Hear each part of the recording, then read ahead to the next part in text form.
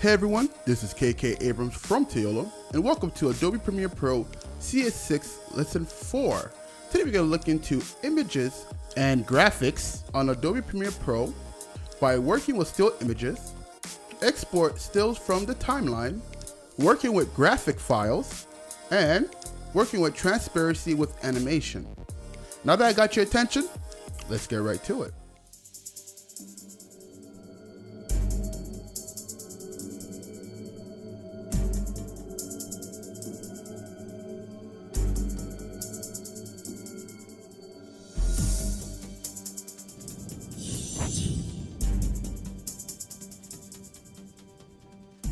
Now in this lesson, we're going to look into how to import your still images onto your timeline.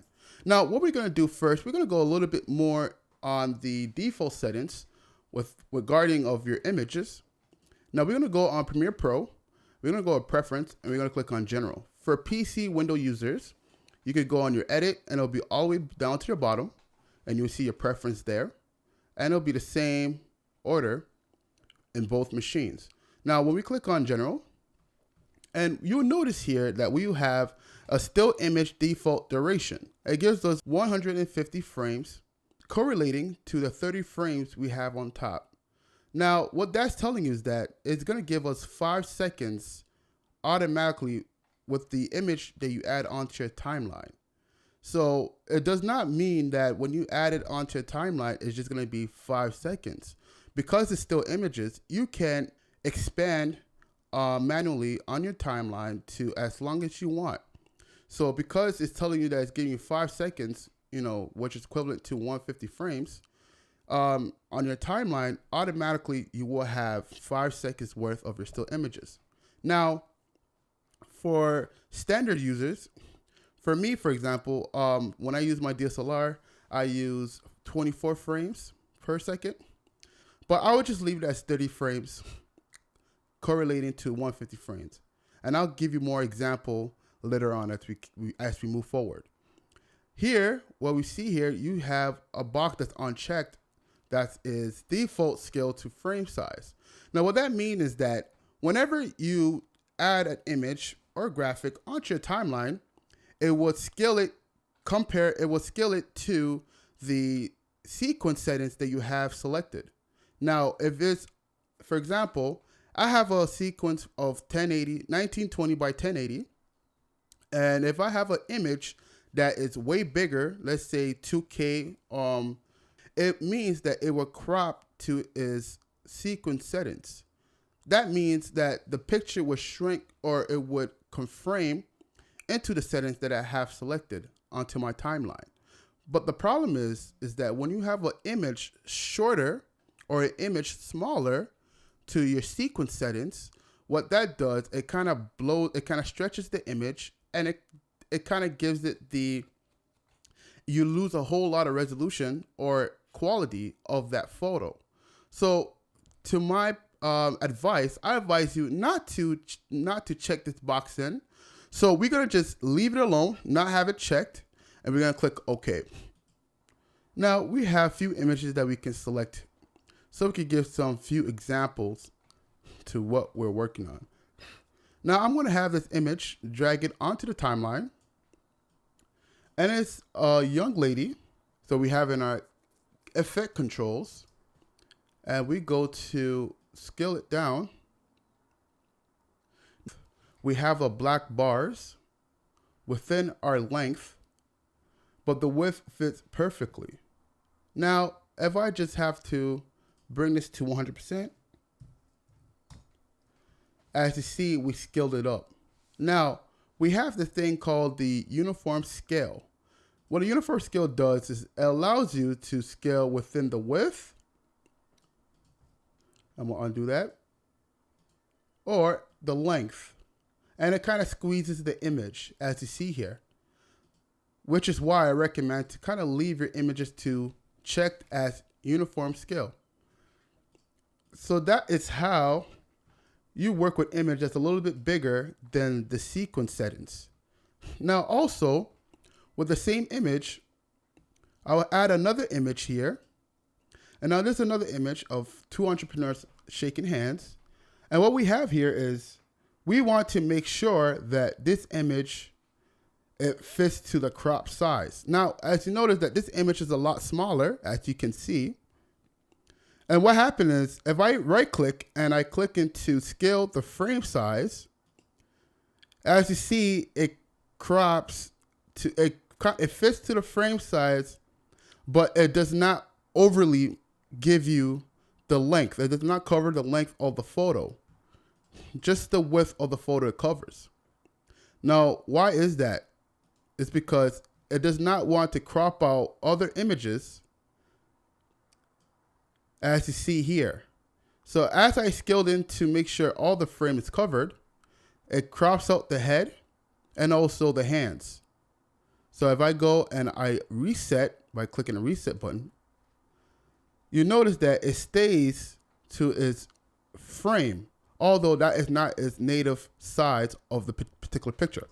So this is what happens when you have an image that does not fit regarding to your timeline or your sequence settings. Now, if I right click and you see here that scale to frame size, you notice that the scale still says 100. Now let's do that one more time. Scale to frame size, it still says 100.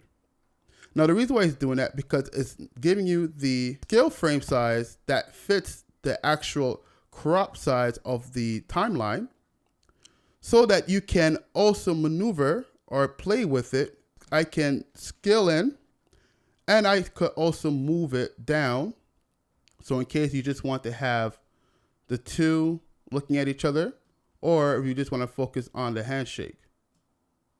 Now I'm going to reset this. Now earlier I did say that when we go to our preference, it automatically gives you 5 seconds.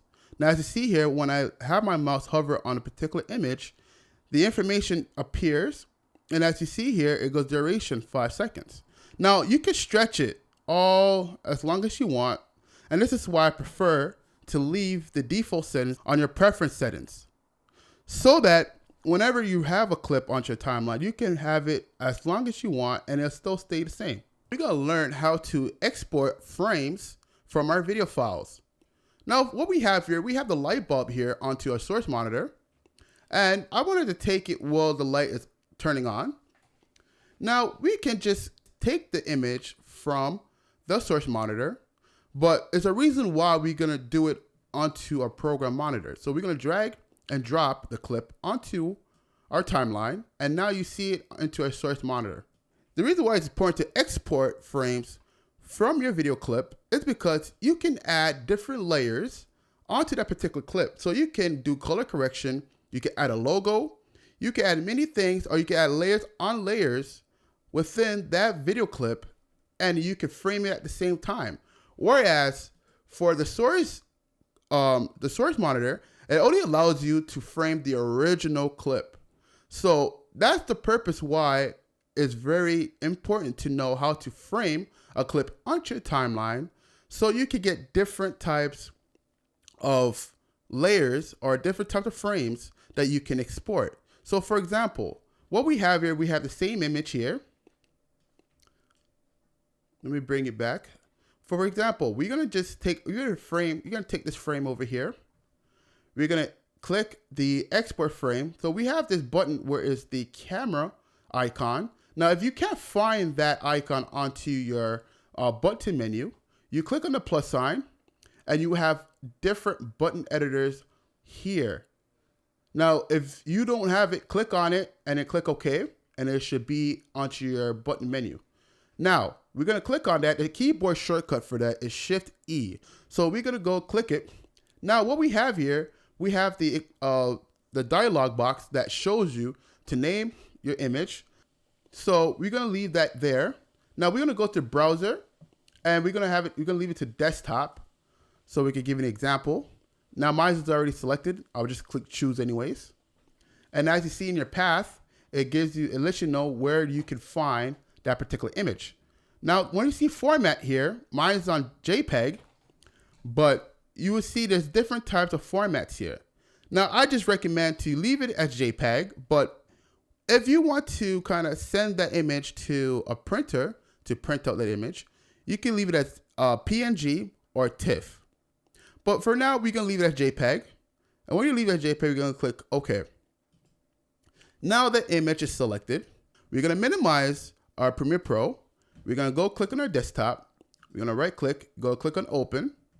And here you have it. You have your still image there for you. I'm going to go back to Premiere Pro. Now, we're going to give you another example on why we want to export a clip onto your timeline from your program monitor. Is that I have a logo here.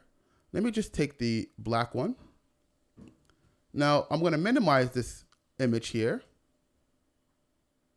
Now, when I minimize this image, I'm going to place it in the bottom. Now, when we put that on the corner, we can then export the frame. Now, you're going to export the frame, and when you do that, you have the same dialog box pop up. You can change the name however you want it. I'm going to get it stills bracket 2 to see how that looks. Okay. We're going to minimize it again, our Premiere Pro. We have another image. Exit that one out. We're going to open it. And here you have it. You have the image and the logo that I have added onto the layer from the timeline. So now we're going to look into images that are transparent, that also have alpha channel. And what the meaning of the alpha channel or transparency is image that has no background. So a clear image or image that just shows the picture itself without any background. Now, what I have on my source monitor, you have a group of people in suits. And right now it seems like there's a background there. Now, what we have this icon that we're going to click onto.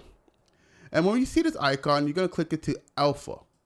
Now, what that does, everything that you see white tells you is what we're going to see. And the image that is black tells you that there's no image there. That is going to be an image that you're not going to see. Which means that this image here is transparent and it has no background.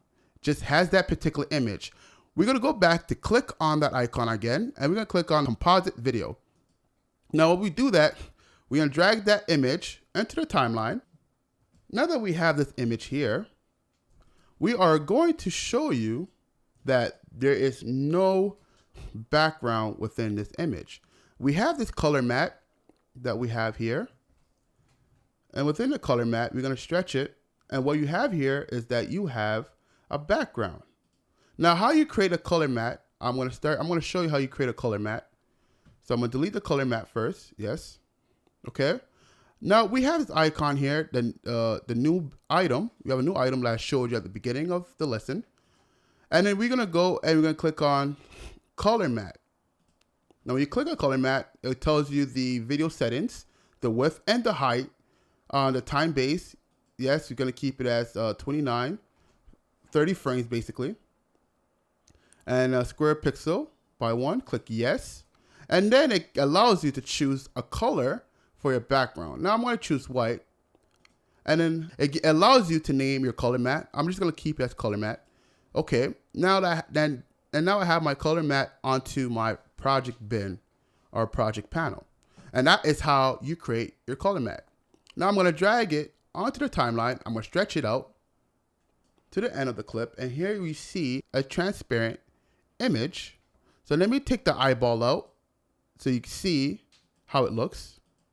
Now we're going to show you how to work with animation graphics. Now we have this particular chart here that I created. And I know right now you can't really see it because of the background, because I've used black font. So it's hard for you to actually see how it looks. But what I'm going to do is I'm going to put the same color mat, the white one. I'm going to stretch it out.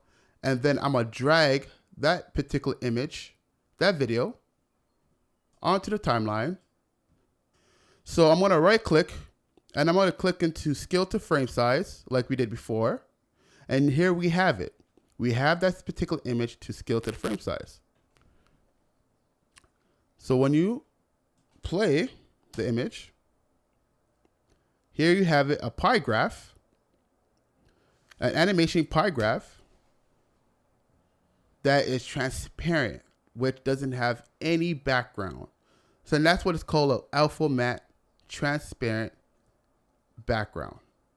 So whenever you have someone that's doing animation, or let's say creating an animation intro, or let's say animation in general, that you want to have something behind that animation or a graphic design, you want to let the animation or anyone or graphic designer or anyone that's doing the animation, or if it's you, to make sure that you composite the animation that holds the alpha matte option. So you need the alpha matte option in order for you to take the background out of a particular image so that you can put whatever image or any background color in front of it or behind it. So a quick recap of what we learned today on lesson 4. We learned how to work with still images, export stills from your timeline, work around graphic files, and lastly, work with transparency and alpha matte channels with your images and your animation. If you have any comments or questions, put them in the comment section below. Please like, share, and subscribe to our YouTube channel. This is K.K. Abrams from Tayola telling you to leave your mark. Take care.